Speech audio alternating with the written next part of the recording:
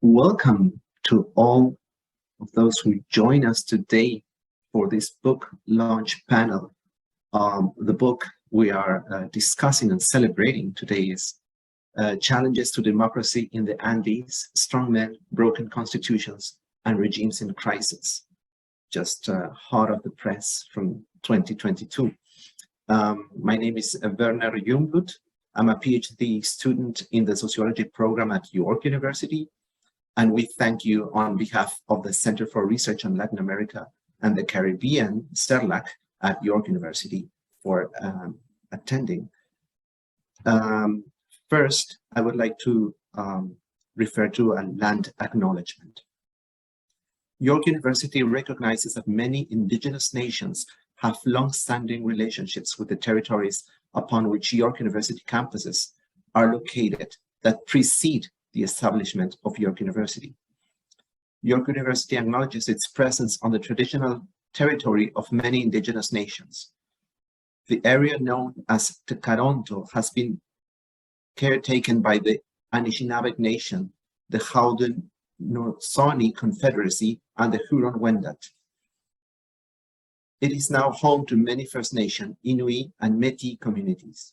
We acknowledge the current treaty holders, the Mississaugas of the Credit First Nation.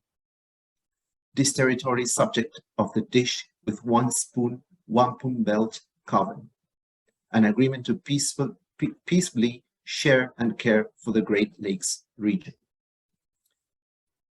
Thank you. And just after this, well, my role is just to introduce and welcome you all, but also to introduce our two panelists and our two discussants. Our panelists, the editors of this volume, are Dr. Maxwell Cameron and Dr. Grace Jaramillo. Dr. Maxwell Cameron is a professor in the Department of Political Science and the School of Public Policy and Global Affairs at the University of British Columbia.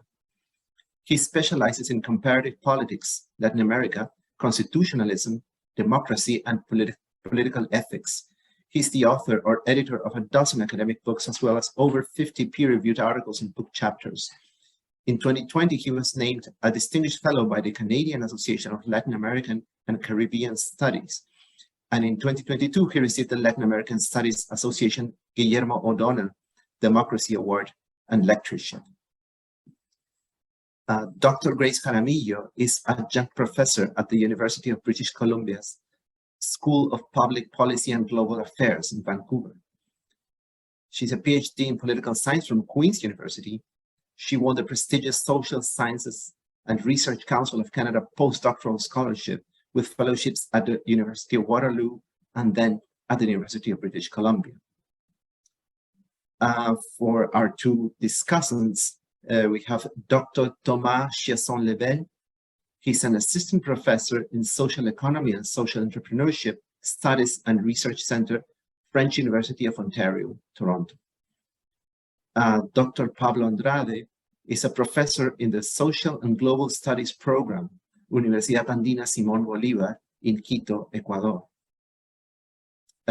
So this, as long as presentations go, that's it. Well, we have Patrick Clark as a moderator, but he can surely introduce himself. So thank you very much for joining.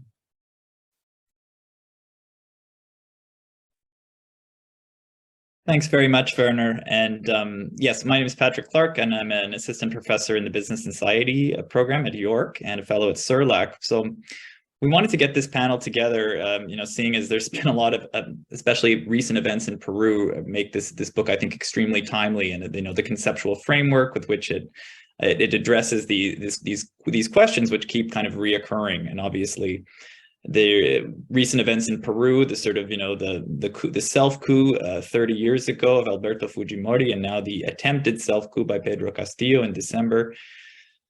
You really see that history is repeating itself, but with very different very different outcomes. And so I'll invite Max to first speak about the conceptual framework of the book, and then Grace will talk about the empirical chapters. Then we'll hear from our two discussants, and then we'll open it up to audience questions, which I think we should have some very interesting questions just based on yeah, the timeliness of this panel, of this book. So thanks. I'll hand it over to Max for his thoughts. Thank you. Well, thank you very much, Patrick. Thanks to you and Camilla for organizing this, and to Lisa North for being the inspiration behind it. I'm delighted to have two great discussants, and thanks to Werner for the generous welcome. I should say that Grace and I come to you from the traditional ancestral and unceded territory of the Coast Salish peoples, including the Musqueam, the Tsleil-Waututh, and the Squamish, and we're grateful to work on these lands.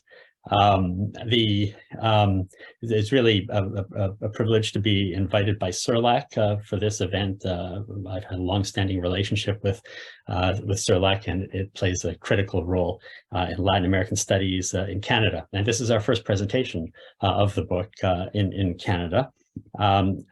Just as by way of background, the book began in a way many years ago with the creation of the Andean Democracy Research Network, with support from both GAC, then DFATE, the IDRC, Ford Foundation, and then carried forward with support from both the Research Excellence Cluster Grant at UBC, as well as a SSHRC grant that's allowed us to hold a couple of workshops at LASA and in Vancouver. So the division of labor today is I'll speak a little bit to the kind of purpose and the analytical underpinnings of the book, and Grace will speak more to some of the cases that the book covers in the Andean region. But I want to begin actually by talking a bit about what motivates us to work on the theme of democracy. I believe that democracy, as Amartya Sen has put it, has intrinsic value. It enables us to provide goods that are crucial to the possibility of living in a flourishing society. One of the critical goods that democracy allows us to attain is the possibility of living together more or less amicably, navigating our differences and avoiding conflict that can really ruin the lives of many people. And one of the ways in which democracy does this, at least in contemporary political systems, is by allowing for the routine alternation of public office between government and opposition. And we see today the costs that are incurred by a society when such a system breaks down. In the case of Peru, where almost 60 people have been killed in violent conflict, many more lives disrupted, many people injured as a result of the breakdown of the normal functioning of a democratic regime. And so I'm going to say a few things to begin about the argument of the book, and then I'm going to conclude toward the end of this presentation with further reflections on the situation in Peru.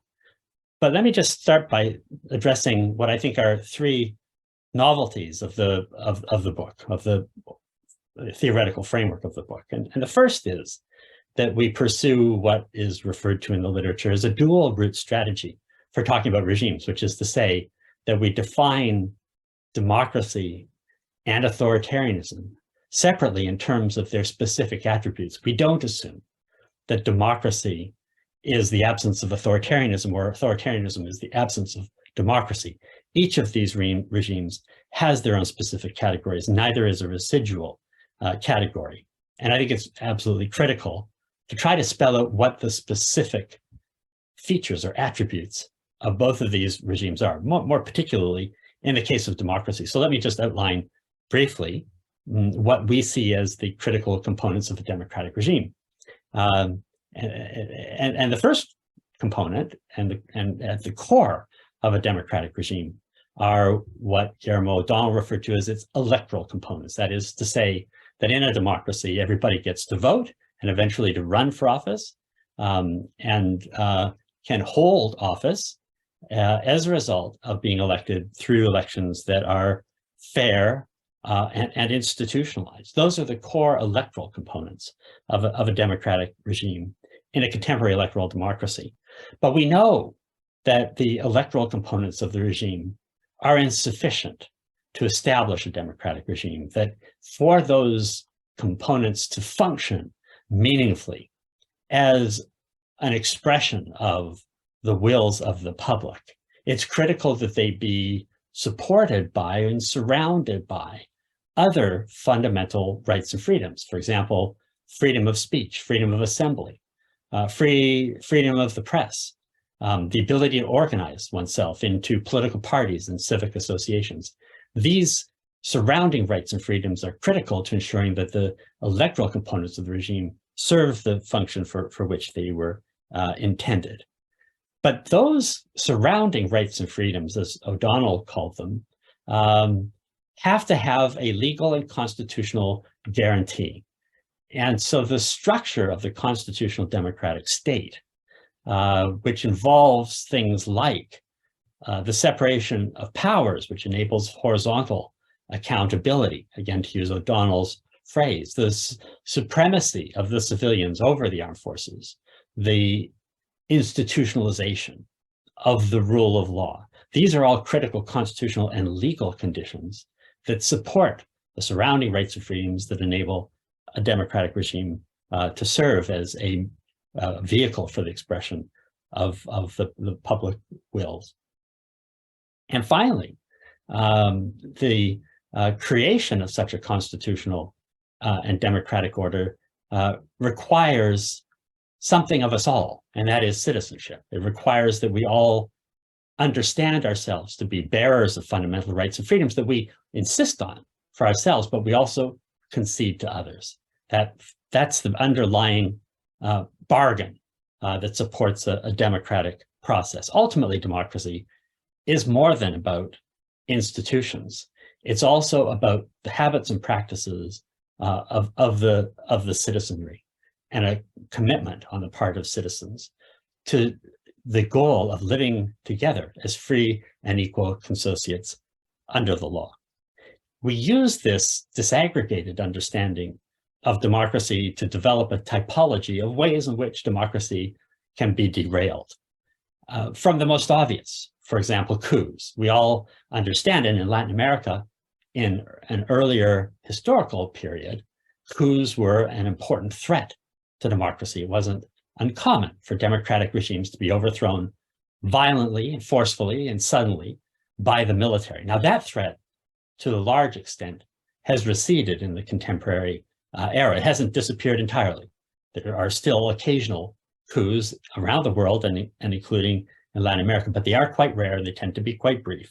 Much more common since the transitions to democracy in Latin America in the 1980s have been a variety of ways in which elected leaders come to power by means of free and fair elections, but then govern undemocratically.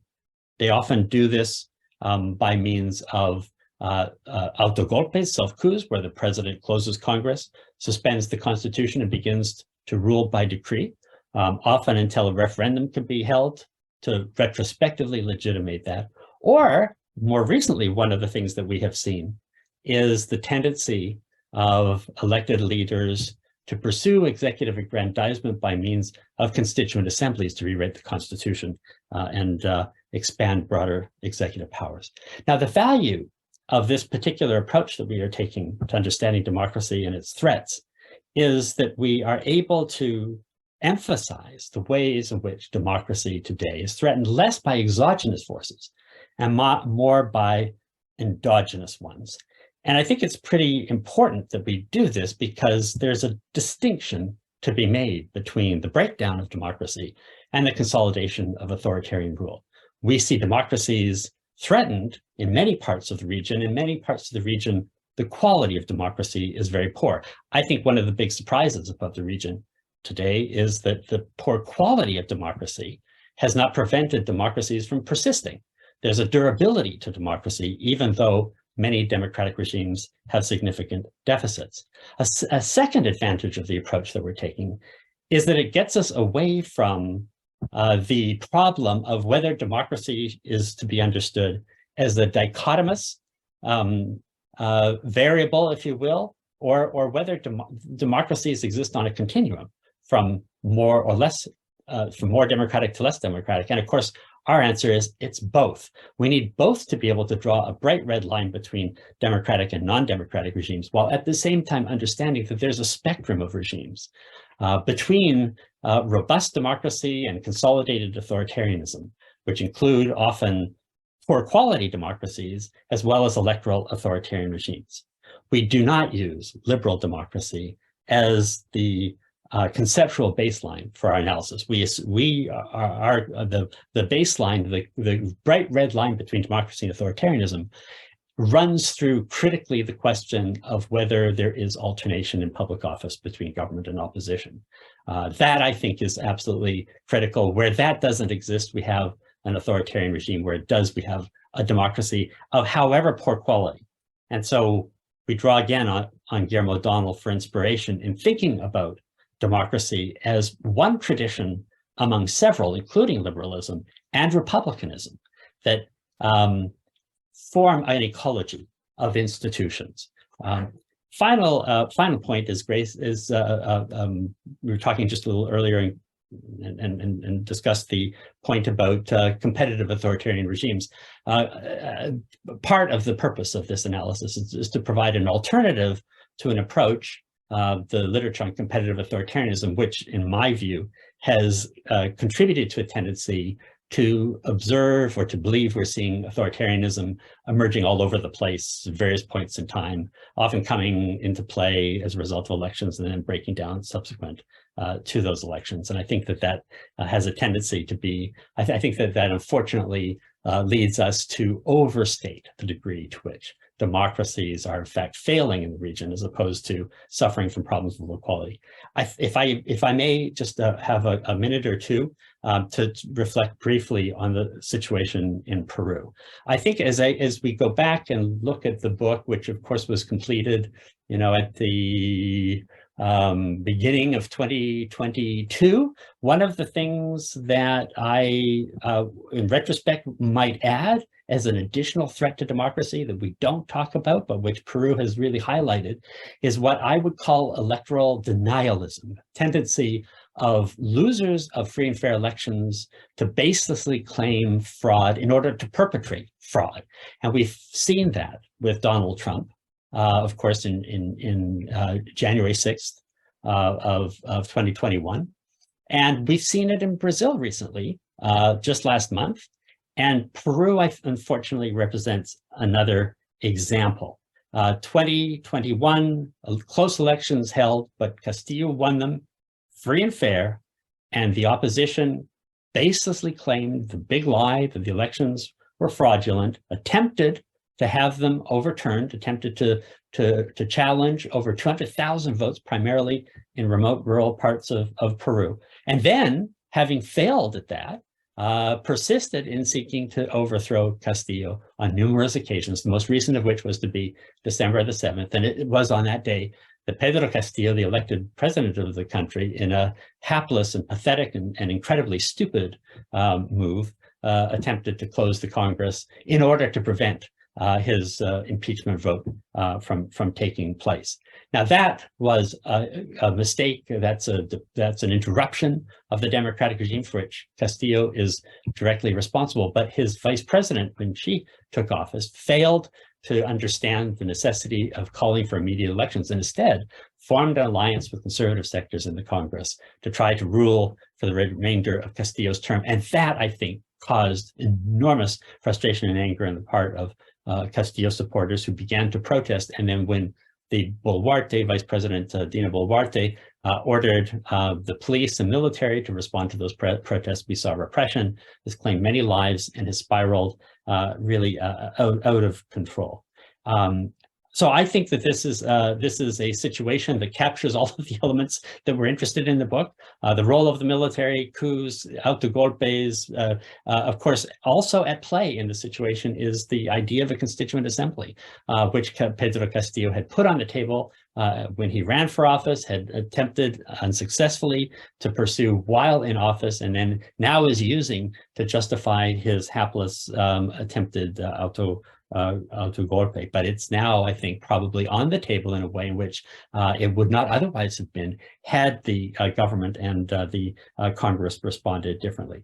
So two just final observations about this. One is, clearly this is a threat to the core institutions of democracy, electoral components of democracy. But not only that, it also suggests that if democracy has to be constitutive part of a way of life, people have to believe that democracy is the way in which they sort out their disagreements. The challenge in Peru is that's not the case. That is to say that a significant part of the population simply is unwilling to play by the democratic rules. And that is, I think, what has brought us to the brink of catastrophe in Peru today. So I'll stop there. Thanks very much again for the invitation to be with you today. Thanks very much, Max, for that great synthetic overview of the conceptual framework. So I will now turn it over to Grace, and yeah, interested to hear your a synthesis of the different chapters, how, from a kind of comparative politics perspective, this framework applies in the different cases, some of the differences we see, because we have cases in this book, left governments that have abused democracy. We also have Colombia, Peru. So we see, are there differences between these different regimes that emerge? So yeah, you can reflect on that. Thank you so much for the invitation, first of all. I really thank dear colleagues and friends of CERLAC, but also CALAX. I'm really grateful for this opportunity for many reasons. Not only because I'm also part of CALAX and CERLAC, but also because this is a way of really discuss our book in the Canadian academic space. And I'm particularly grateful also to Lisa North, that is always careful and always looking after the Andean cases. And I want to also acknowledge my former supervisor and dear friend, Catherine Conahan, because she was one of the wonderful Andeanists in the political science profession. So probably I did all this endeavor just to honor her life work. So I want to highlight three important features that I think we have achieved through the different comparative chapters. The first one is that the theoretical framework that guided the assessment and was guided also by Max Cameron in the region did not prevent the authors from advancing their original explanation, their own original explanations on how democracy is struggling in each country case. So the second and significantly most important feature, for at least from my point of view, is that each chapter explains not only the what, but the how the last political crisis happened, with the exception probably just with the last crisis in Peru, just because we didn't have enough time and then the book was already out. But all of them provide a very good background to understand the current situation in each of the country cases. As academics, we know that we have to identify critical junctures triggering the different crises, and this book does so.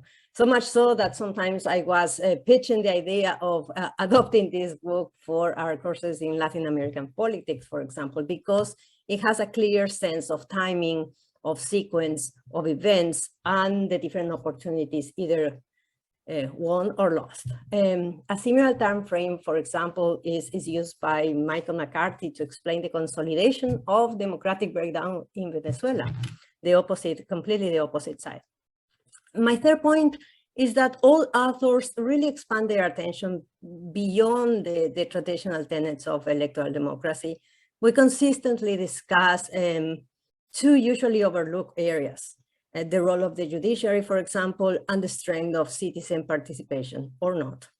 So we discussed, for example, how political backsliding have impacted and still is the daily life of the citizens in the Andean region, especially the ones traditionally overlooked, excluded, and marginalized.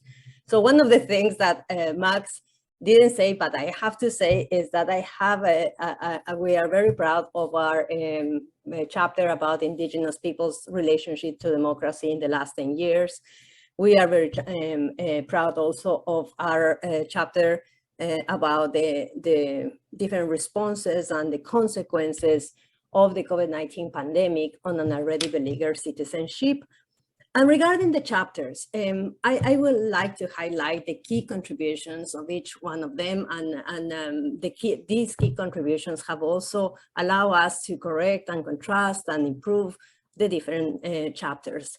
So, for example, Santiago, Andrea, and Jennifer Sear, talking about Bolivia, the key contribution is how they really talk us down about the robust empowerment of the historically marginalized indigenous population, the Aymaras and the Quechuas, and how that explained the consistent electoral success of the MAS, the Movement Towards Socialism party, and its leaders, even when horizontal checks and balances and the other levers of democracy were deteriorating over time, leading up to the coup of 2019.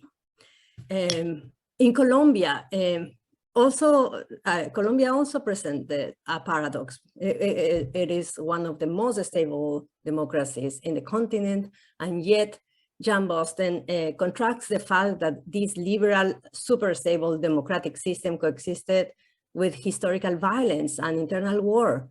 So these violent actors, that is his thesis, continue to undermine ordinary citizens on a daily basis, their rights and freedoms.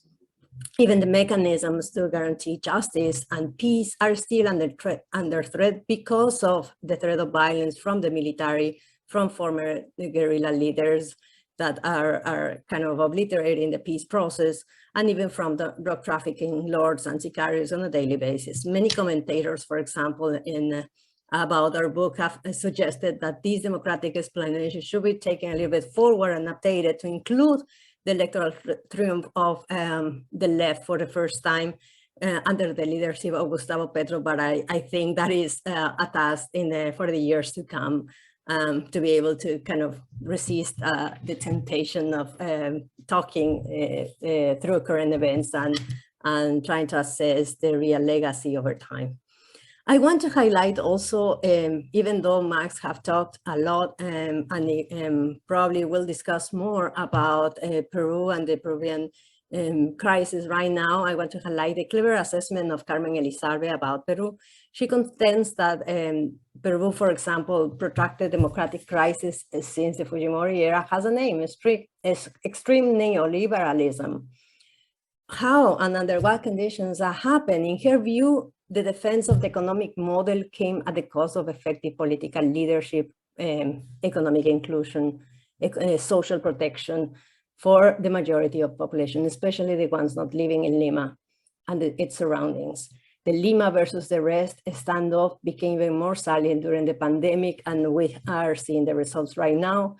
And I really think that Carmen's depiction of Peru's democratic challenge became even more relevant since the last year, and especially in the last 2 months and in the recent weeks. One of the key chapters, and probably the one who made us thought the most about what at what point we determined that democracy is dead or not, or it has any hopes of coming back, is the Venezuelan chapter.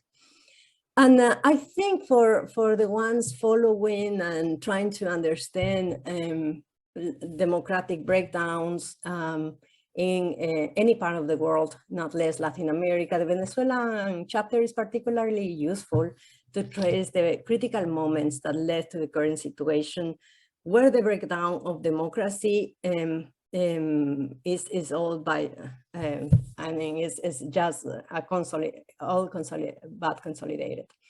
And Michael McCarthy really sets this initial step in 1998, the beginning of the first Hugo Chavez administration, actually. And he contends that just accelerated over time and over the years. Probably his most critical period was actually 2008, not necessarily 2013 when Hugo Chavez died.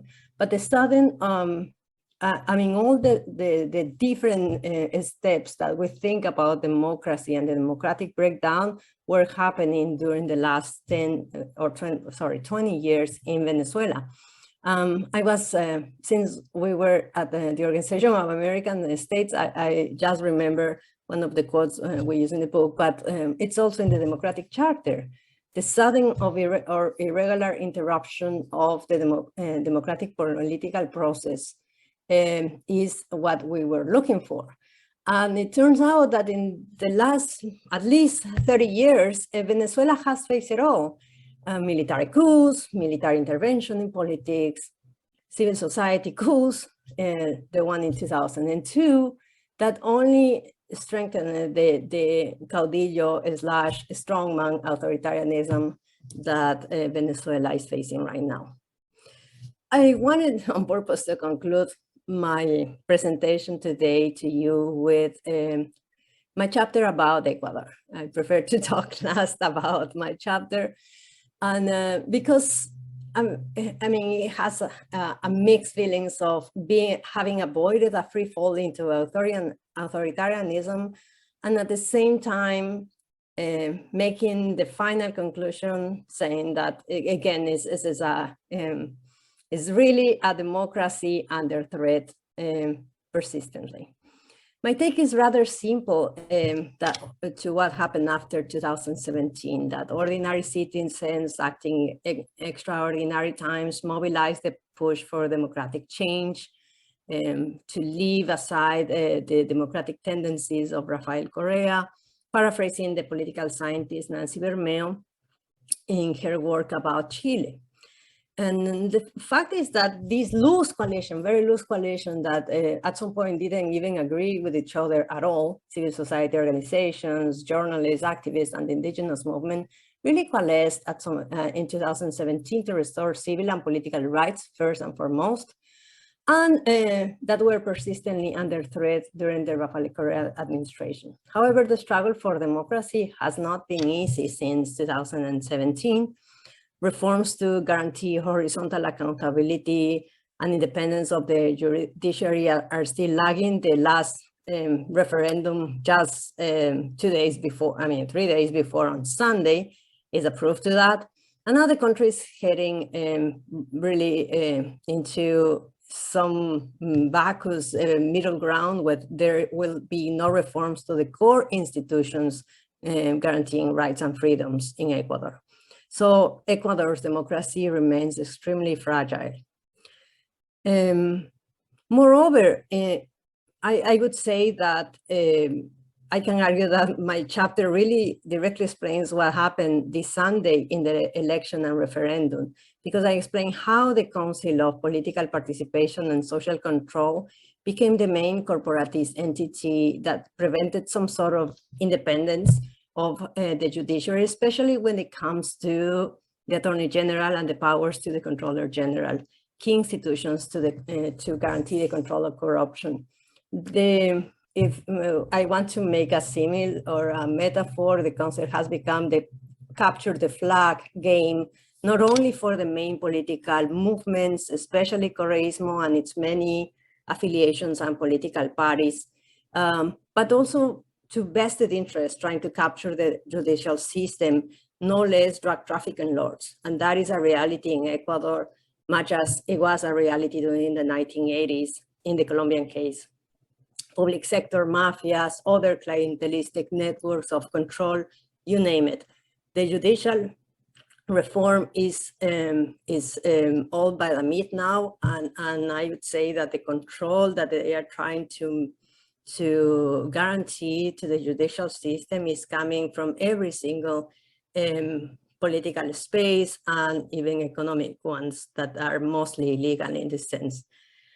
I would say also that the lack of minimal coordination among the legal political parties is staggering, and it has led to serious polarization of politics, especially between the myriad now of right of center movements from Creo, the party in power, the executive power, to libertarians and the left, divided between Correísmo and the indigenous movement, that has become through its main national organization, CONAI, and its political party, Pachacutic, a key lever, a key decision maker, I would say the decision maker of last resort in Ecuadorian politics.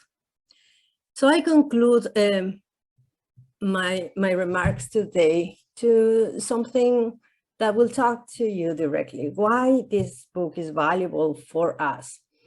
I would say that it is mainly because it provides you with specific insights about the underpinnings of the democratic crisis now in the Andean regions, and especially the different variables at stake that are necessary to keep democracy alive and well.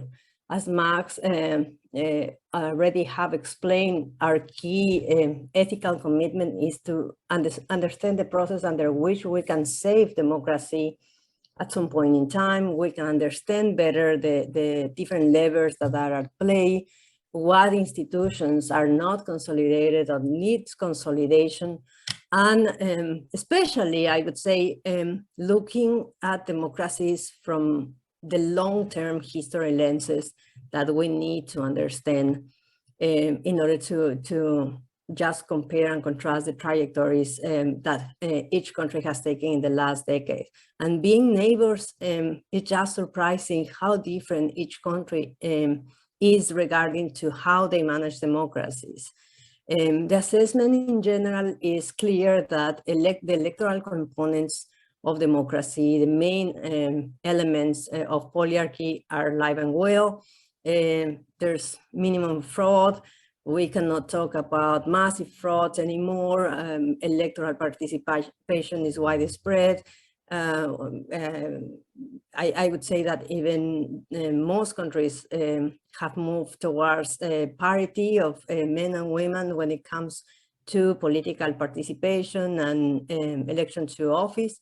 But these other levers, and that is the importance of the book, that we analyze the judiciary, the horizontal accountability institutions, the capacity of citizens to live their lives well and with freedom and civil rights and achievement of happiness. The Amartya Sen goal are not even near becoming a possibility. So I will be happy to answer any further questions during the Q&A, and I will be happy also to hear the comments from our dear friends and colleagues, especially Pablo, longtime friend in Ecuador. Thank you. Great, thank you so much, Grace, for that synthetic view of all the cases. So why don't we go to Pablo first for his comments.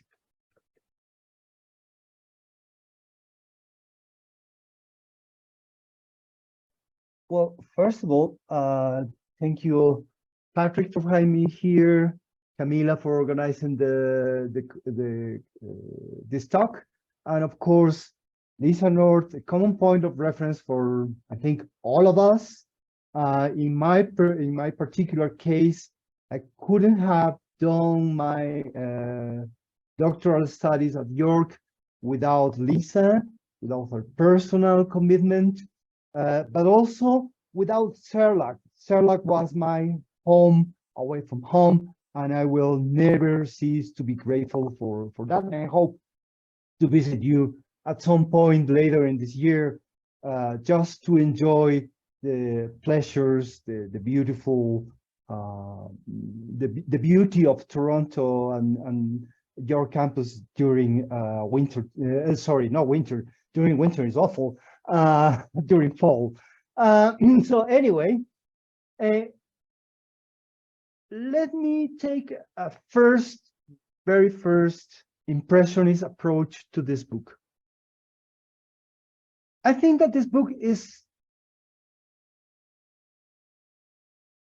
key for understanding current politics in the Andean region. And it does so not only because it takes us beyond the usual emphasis on what constitutes a political crisis, what constitutes a democracy, or when are we living through a path of becoming authoritarian oligarchies. Second impression, I think that this book will work very well in dialogue with another book by Jerry Monk and Sebastián Mazuca on the middle quality trap in Latin America. And with this, I want to go beyond impressions to more substantive points. Democracies, and that's also an important point in O'Donnell, democracies are not, as a regime, are not homogeneous through not only a region, but also through a country, towards a country. There are substantial variations in enjoying those constitutive rights among different spaces in the same country. And that's a variable that is missing, I must say, is missing in your book. And it's missing because in order to address that point, you need to have a long-term vision, a historical vision on how the state in these countries have been constituted, have been formed. All the countries that you analyze, but especially, and I'm not going to talk that much about Peru because it's a case that I'm not that familiar, but all the cases that you analyze are cases in which you can see an uneven construction of the state. And an uneven construction that has at its core a set of political institutions that we may call democratic. Using your own definition of democracy, I will say those cores are democratic. However, there are other spaces in which you can use a different type of category to or a definition to understand what's going on there. And I will say that the spatial dimensions of democracy are very, very important, and I must say also absent in your book. There are spaces like Guayaquil in Ecuador, which have a set of political institutions that are very different to the rest of the country. Although formally, so on the surface, similar to the rest of the country, they are in practice a form of subnational authoritarianism. If you introduce these other variations, the spatial dimension, and of course a more systematic use of the time dimension, then you can have an in-depth or more in-depth, I will say, view or understanding of what's going on in the Andean regions. When you have states that are in the center, democratic, and in the rest of the country, in a long range of variations between authoritarianism and democracy, then the concept of democratic breakdown has a different potential to illuminate reality. And I will say that it is important to have this in mind. Why? Because the book tends to throughout the chapters, but I'm going to refer in particular to the chapter of Grace in Ecuador, tends to treat those states as if they were homogeneous, but they are not.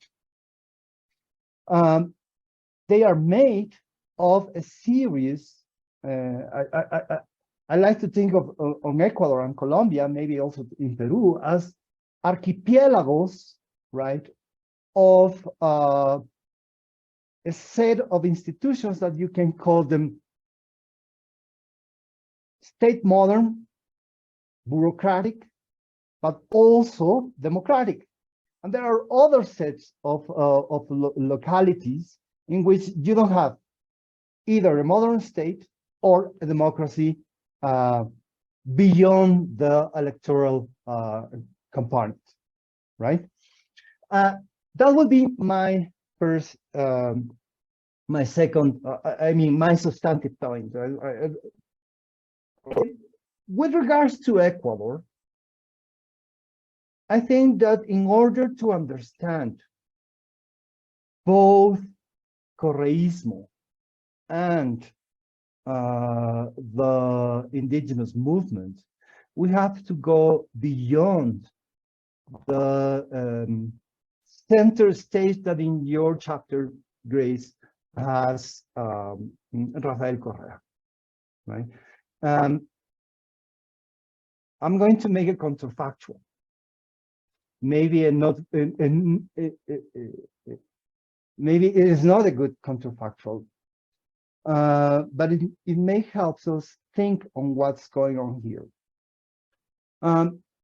Your chapter gives me the impression that if not for the authoritarian instincts, temperament of Rafael Correa, then the reforms in 2007 could have worked in a different way. I would say that's dubious.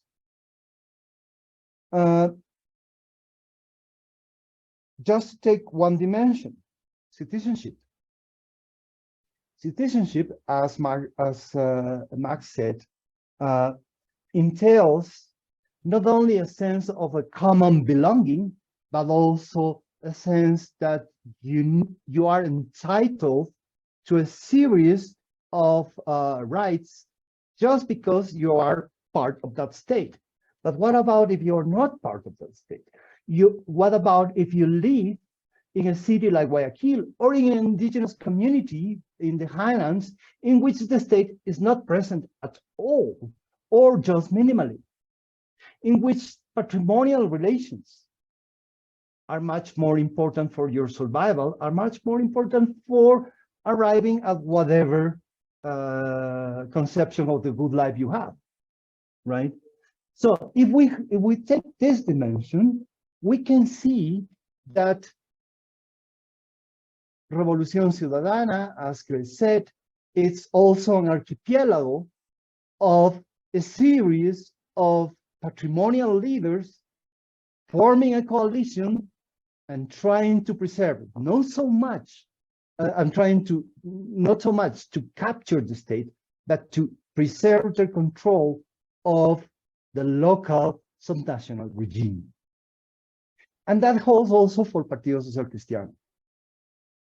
I may be taking too much of a risk right now, but I'm going to say it because I think that it will help us to keep this conversation moving.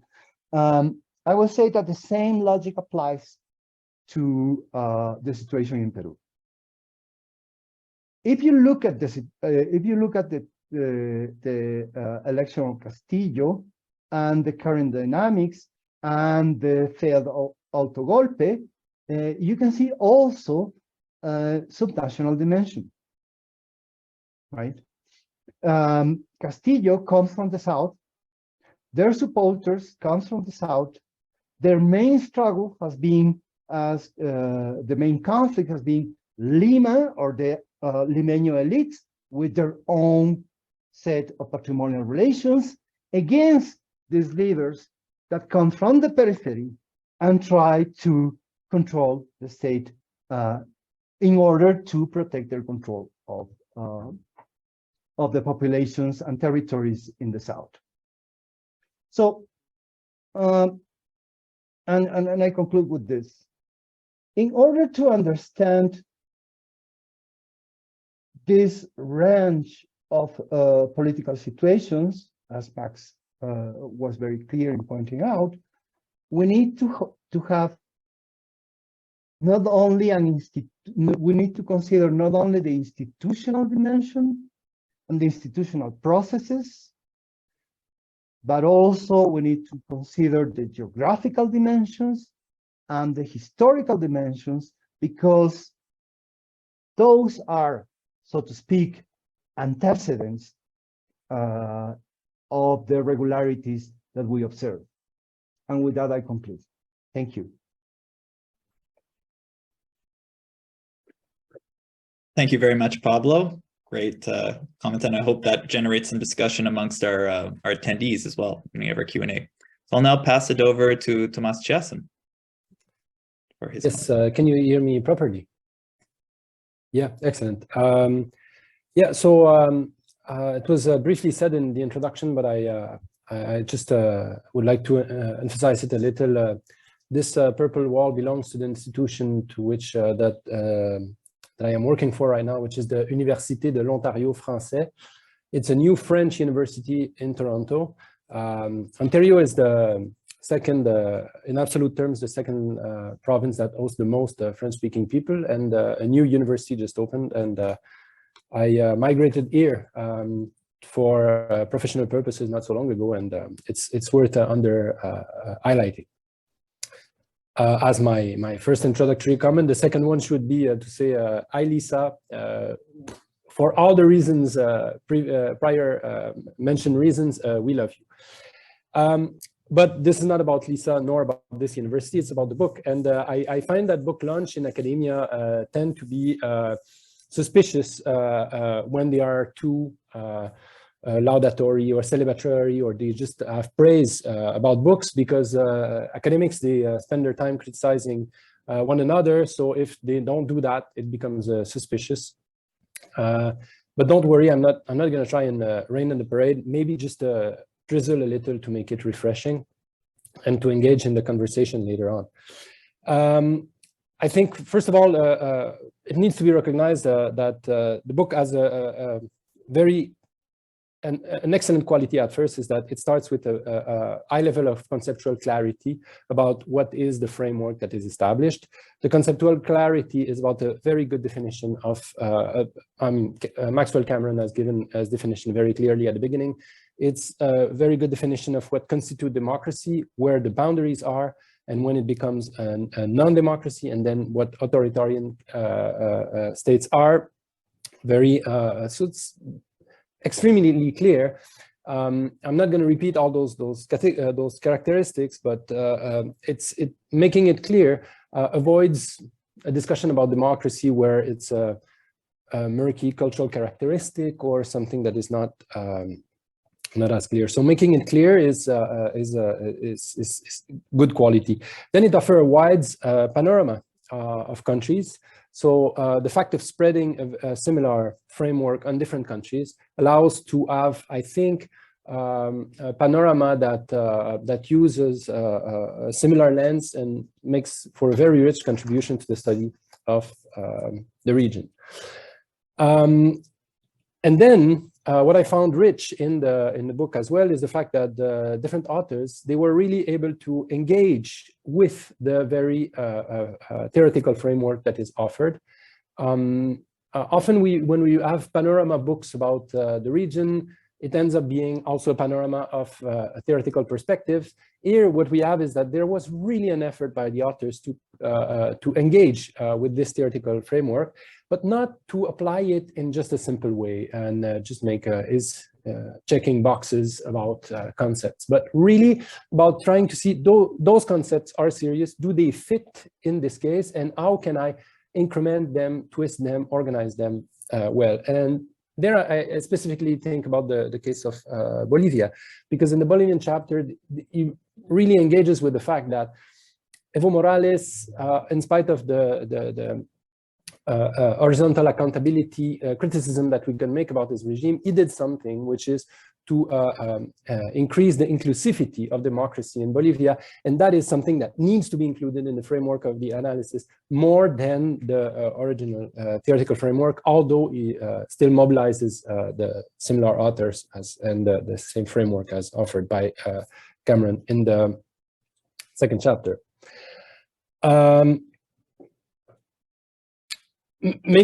Maybe this kind of reflection could have also been included more in some other places, but now for the more critical, the drizzling on the parade part, I would like to say that I have not read all the chapters, just to be clear. I was able to go through 1 until 5 and then asking the conclusion for time reasons. And one of the things that I noticed in those chapters is that with respect to the kind of studies that I do, that there was a kind of a spot that I found blind and could maybe, I would like to hear how you think you've included that in your reflection a bit more.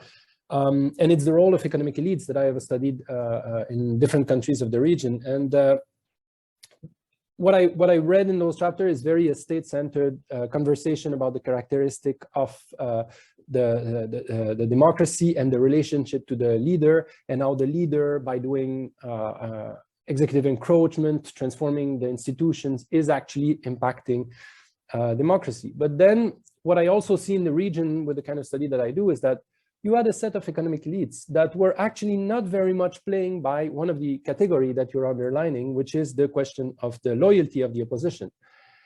And when you study a case like Bolivia, what you see is that it's never really been accepted by economic elites that it could be other than them that would be governing. When you look at a case like Venezuela, it's fairly obvious, just as Grace underlined, that there was what is called in the chapter, interestingly, a civil society coup. But it's worth mentioning that the one who took the presidency to replace Chavez at the time was the leader of Fede Cámaras, the Federation of Chamber of Commerce and Industry. So the economic elites have their prominent role with respect to thinking of the state, thinking of the autonomy and the capacity of the state to exert the function and maintain the institution as it should.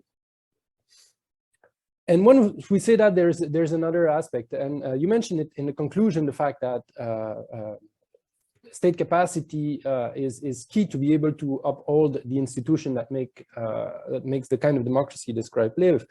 And I'm thinking about the work like Tasha Fairfield, for instance, who did an amazing work at showing to what extent economic elite have opposed the kind of taxation policy and policies that would allow proper state construction. If you compare the taxation levels in Latin America and the Andes with OECD country, is just like the comparison is not even it's appalling. I mean, they don't pay taxes, and I've worked in Ecuador too, in a neighboring university to the one where Pablo works, and I can tell you I pay much more taxes in Canada.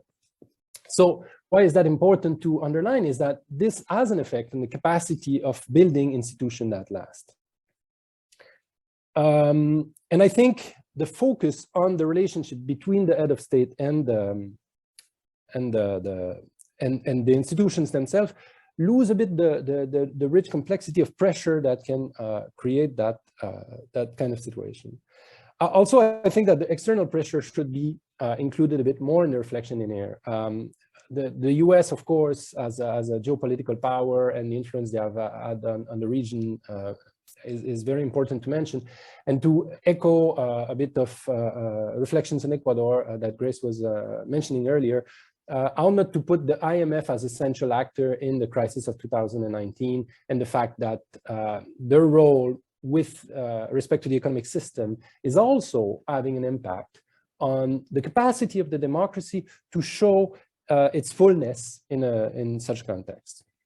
And I would like to conclude by just raising a question, because I'm not sure I really got the quality of your reflection on this topic, but I noticed that in the introduction, you had a very interesting part where you suggest that it was necessary to come to terms with liberal, Eurocentric, and status quo biases when we think about democracy in the region. And when I was looking at the different chapters, I was not sure that this part of the reflection was fully, was as included as it could. And I would like to see how you felt that this reflection was well reflected in the book itself. So these are my few comments. I think there's value to the richness of the articles that are in this book, and I'm all ears for what follows of your reaction to what we said. Thank you very much. Great, thank you very much both to Tomas and Pablo. And I think that those, and just sort of my experience reading this as well, I was reflecting a lot on this question of, you know, constituted power, and one quote that I just wanted to read really jumped out at me, which I think, you know, explains this tension, this kind of waxing and waning between authoritarianism and democracy. But it says, liberalism has tended to uphold the priority of constituted power over demands for social justice. That's on page 2014. So I think a lot of these critiques that Pablo and kind of questions that Pablo and Tomas have raised, they speak to this question of how do you get the structure, right? I mean, Max in that last chapter talks about, you know, we can't take sort of T.H. Marshall's framework of, you know, political, civil, and social rights, because social rights were often granted first, right, in Latin America through this kind of corporatist or neo-patrimonial structures that Pablo mentioned. But if that structure, you know, that may have worked in Uruguay and Costa Rica, we have these kind of outlier cases in the region. What does that then mean, this kind of waxing it between this kind of authoritarianism based often on these legitimate kind of demands, but that are, you know, that break down the sort of constitutional order or don't respect it? Just a question I would have is also, what about the role of political parties? Because I think we often talk of, you know, civil society and this kind of, you know, it's a bit in the air.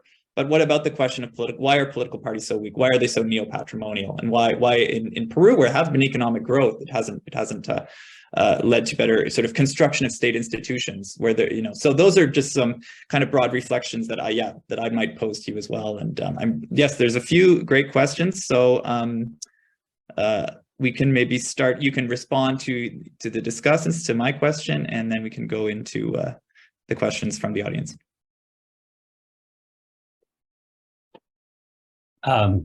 Grace, do you want me to start, or would you like me? Yeah, that sounds good. You rather start because you had the first question, I think. Okay, sure. All right, thanks. Well, thank you both to Pablo and to Thomas for these very, I think, perceptive observations and challenges.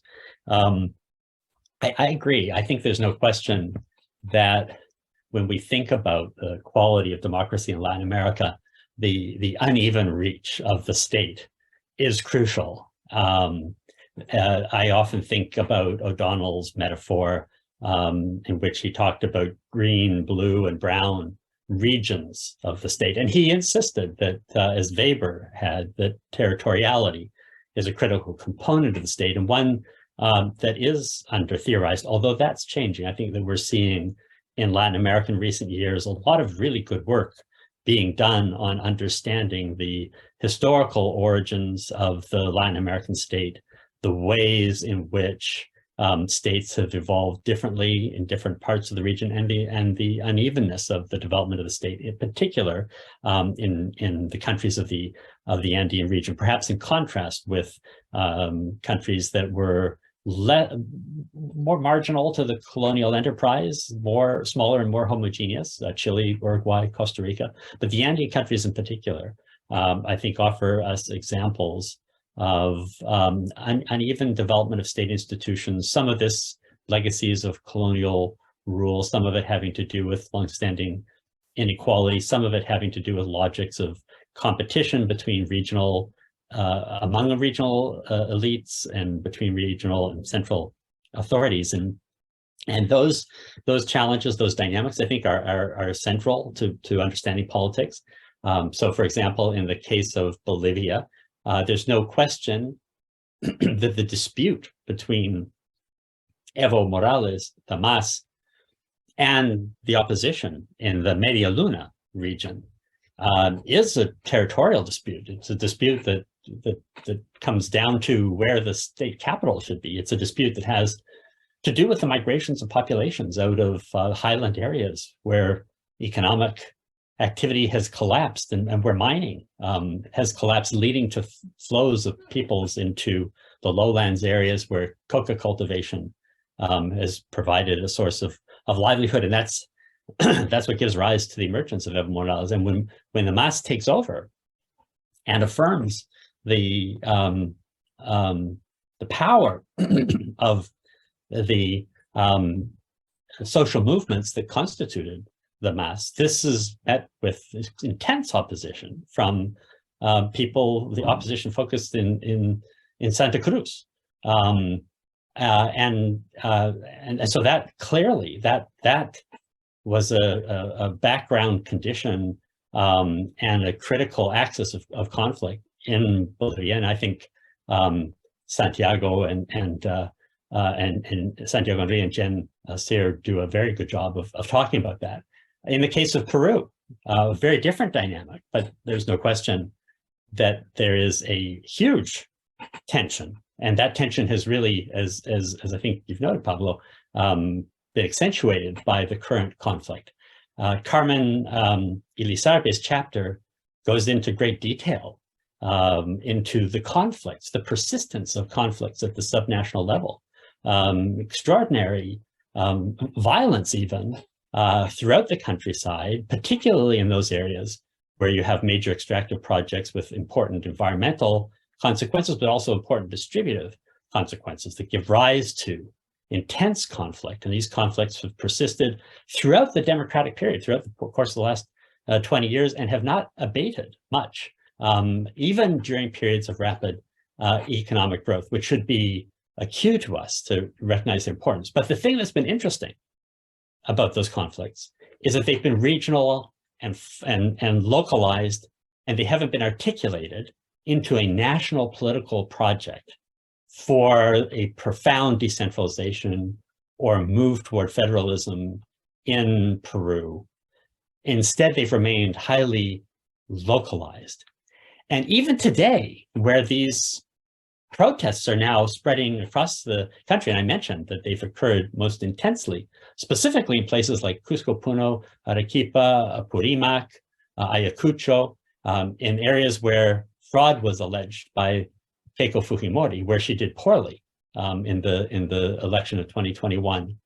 We haven't seen the articulation of a national movement. In fact, it's quite striking that there isn't a command center for these protests, which points to a huge deficit, a real challenge for the regional elites to articulate and build a movement. But these dynamics, I think I agree, are absolutely critical. The chapter in Colombia talks about the persistence of what Jan Bostin refers to as local oligarchies, pockets of power, enclaves of oligarchical power that are an obstacle, a real challenge to the construction of a genuinely democratic national political regime in Colombia. Even though Colombia has political institutions, legal institutions, constitutional institutions that are relatively robust and function well at the level of the elites to enable the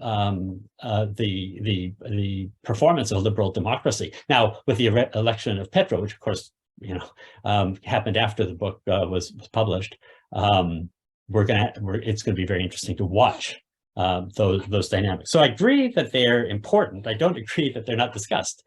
They're amply discussed in the book. But I will say this, that is that the book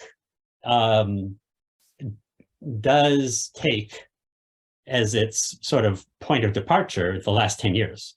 We're not sort of looking at a deep historical analysis or structural analysis of the construction of states in the region, because this is a successor volume to an earlier volume that looked at the region roughly around 2010. And so what we're doing is we're looking at the region 10 years later and trying to track what kinds of changes have occurred. But I appreciate the point. I think it is a critical one. I think there's no question that if we're interested in, and this also goes to the observation that Thomas made about I think that there's a kind of a sympathy in the work that we're doing and some of the work that has been done by Jerry Monk and Sebastian Masuka on the sort of persistence of low quality democracy. On Thomas's points,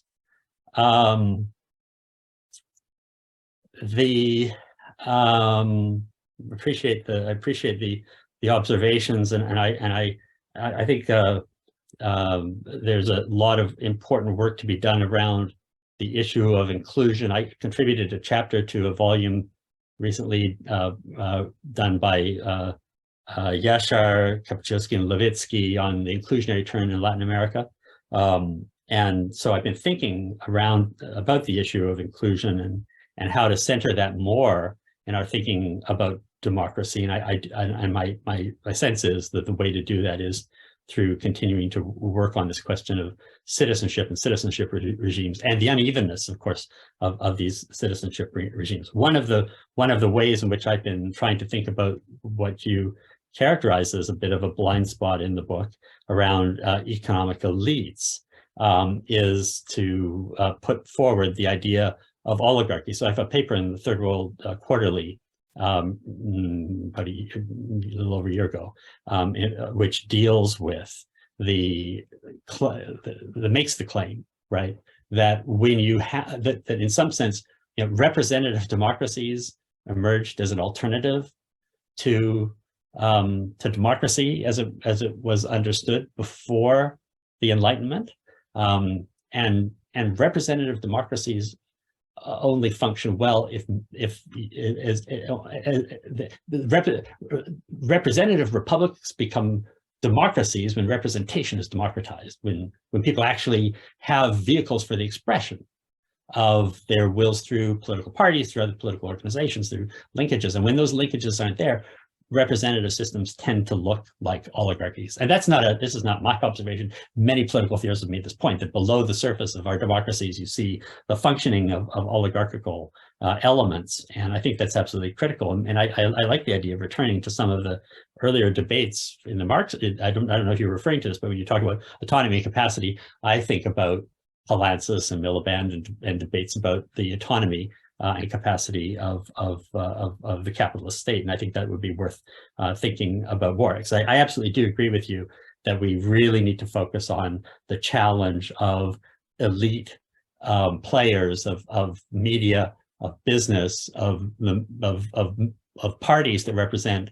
political elites not being willing to play the role of loyal opposition, resisting the encroachments on their power that come about through what I think is a process of deeper democratization, and that's perhaps one of the themes that I want to highlight here, which is there's a lot of hand-wringing about the erosion of democracy in the region, and while I think that much of that hand-wringing is justified by the misbehavior of certain elites and problems in democracy and deficiencies in the way in which we see democratic regimes functioning, nonetheless, we are seeing profound forces of social democratization going on all the time. And it is precisely those processes of deeper democratization that produce the backlashes, that produce the conflicts and the tensions that we're seeing played out in the region. They get played out in these shifts from left to right and get played out also to some degree in the way in which we imagine and work through our understanding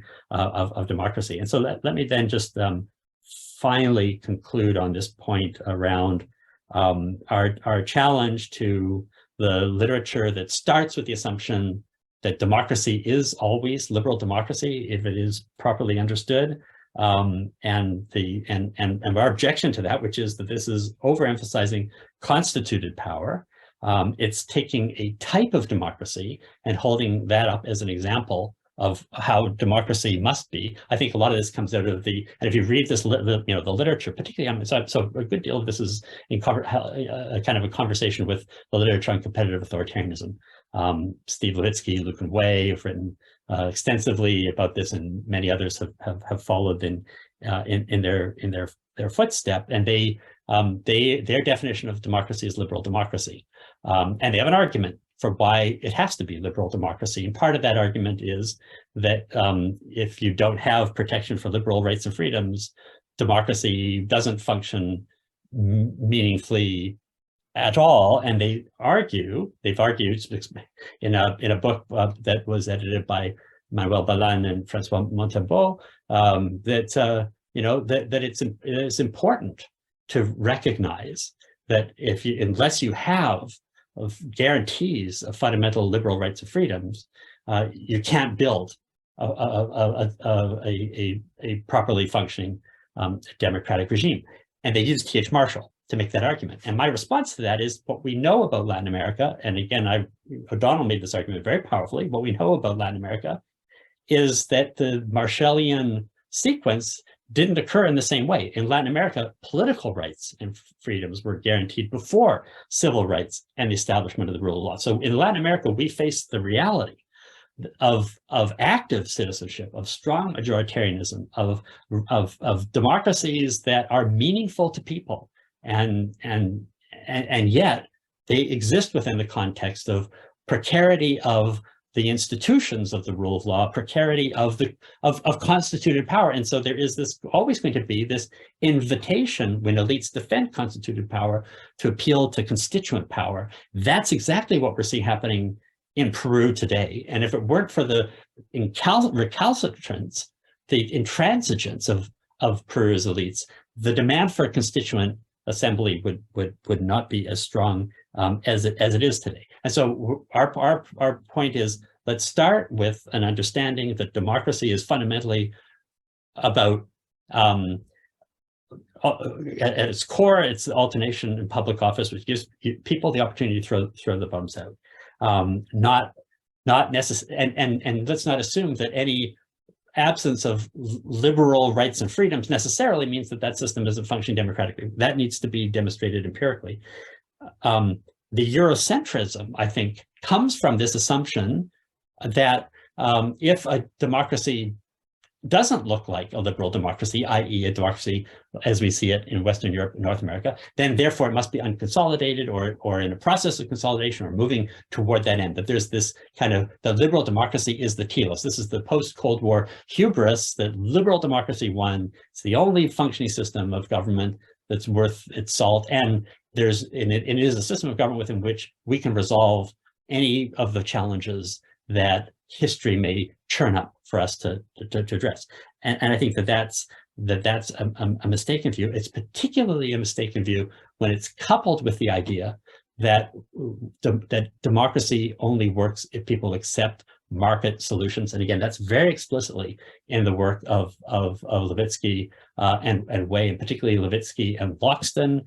Some of their work, it's very quite clear that in their view, a left that challenges markets is anti-democratic or populist, and so we cannot allow we need to be alarmed by the emergence of leaders and movements and parties that threaten the functioning of market systems.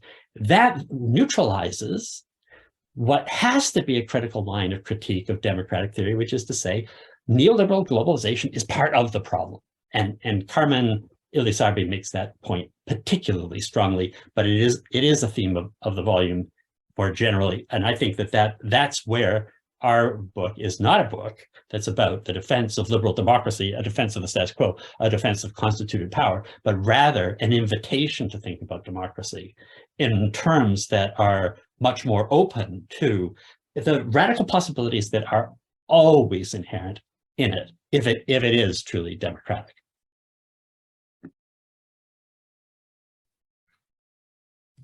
Great, thank you so much, Max. And we'll move on to Grace. Yeah, can respond. Yeah, I know we have a limited amount of time, but I will try also to address the Q&A and the questions that I found in the Q&A. My reflections are rather about, for example, the role of the state that really pervades the comments from Pablo to Thomas. And just talking about the impression that if not for the authoritarian instincts of Rafael Correa, the Ecuadorian democracy will have worked a different way. My point was rather the opposite, that the archipelago that you talk about is rather this loose coalition to reform some basic aspects of the Ecuadorian democracy and avoid a scenario of a party state like Mexico from 1936 to 2000. And what I found out interviewing so many people is that a set of dissenters, even working, within the political movement of Rafael Correa, even work behind doors to be able to break free from the executive levers he had put in place since the Constitution. And one of the typologies that Max proposes as the types of democratic breakdown and change is precisely the executive aggrandizement through constitutional reform. And that was precisely the case of Ecuador.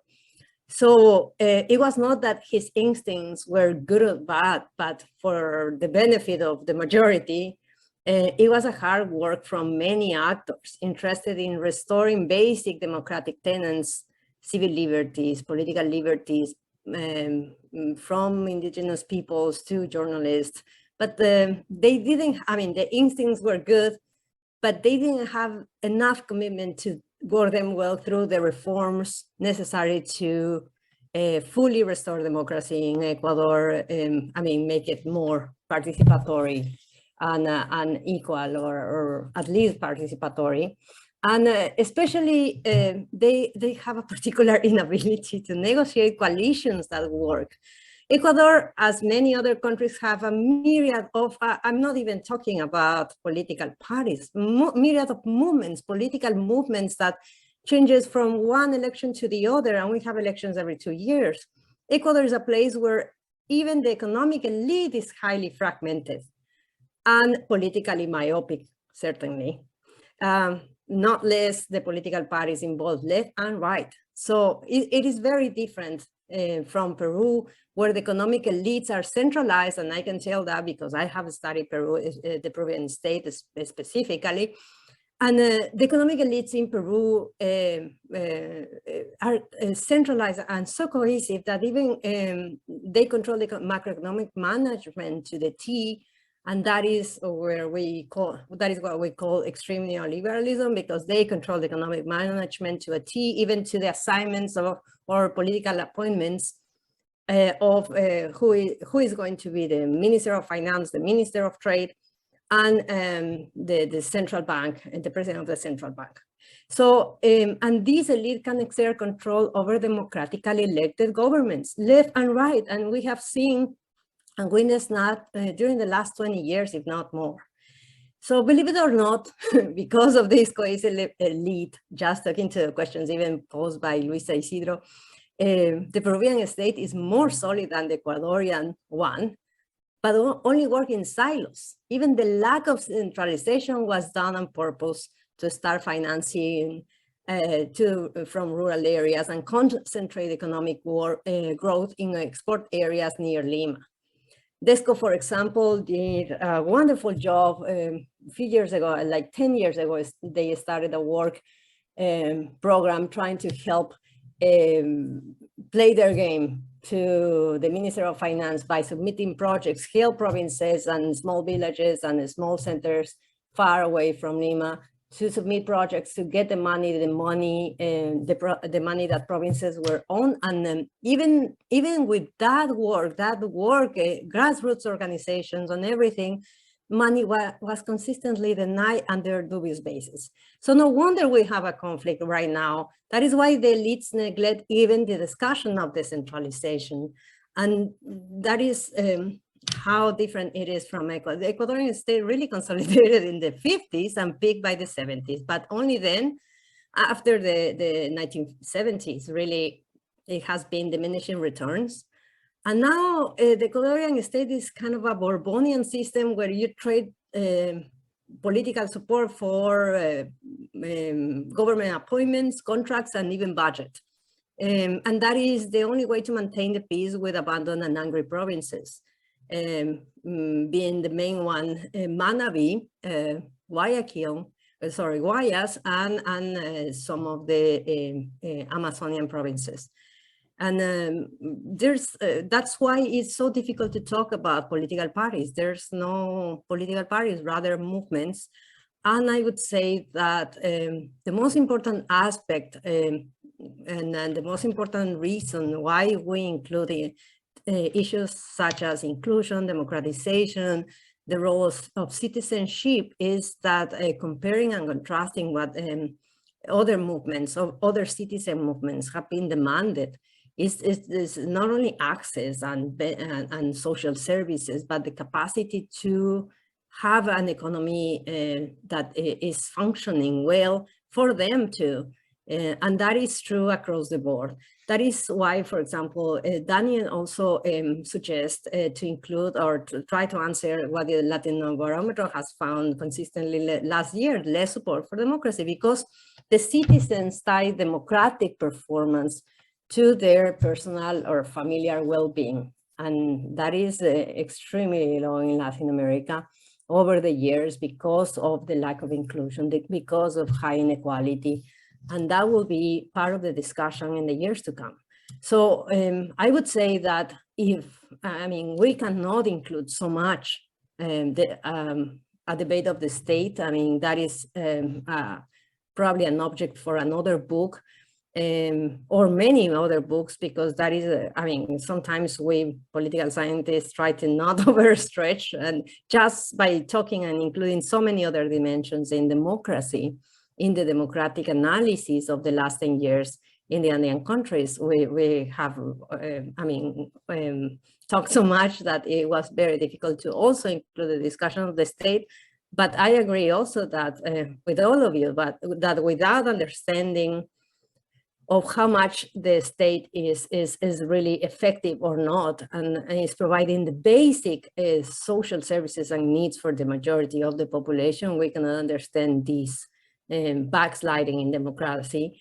And the other thing that I would like to conclude with is that we agree also that we should be talking about varieties of democracy at this point in time, and Notre Dame has a wonderful project about that, because there's not only liberal democracy, and we totally agree with Max in that sense, but that is kind of a mission for the years to come, because we are trying to track down what are the key levers of the evolution of democracy in the different countries of the Andean region. One important miss was Chile, but probably it will be included in the next possible volume about this issue.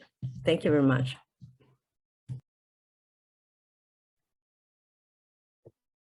Great, we have about 2 minutes left. We have a couple of different questions here. What about, I think you've done a good job synthesizing everything actually with those, with the different questions that were asked, both of you. So perhaps we should just conclude. Yeah, real pleasure to hear your responses. I think those are very rich responses and very great contributions by our discussants. So thank you very much for coming and for doing this. I think this was a great discussion, and there's a lot of food for thought going forward. And I encourage everybody to get this book and to read it. And to engage with the chapters, and as I think it's difficult to, the nice thing, as Thomas was saying with this framework, is that it was clear. It's clear what you've got this comparison across the cases, but there are other questions asked, and the opening up the black box of the state, these questions of the sort of neo-patrimonialism, that you can't fit everything in one volume. So I think there's a lot of food for thought in terms of other projects that are sort of complementary going forward. So I'll just turn it over to Werner for a conclusion, and can thank everybody. Well, thank you.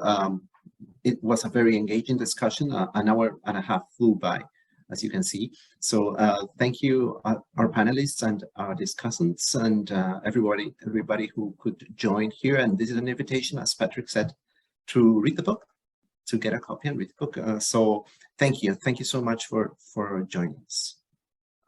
Thank you very much, everybody. Thanks all. Thanks, Patrick, Werner, Thomas, Pablo. Thank you.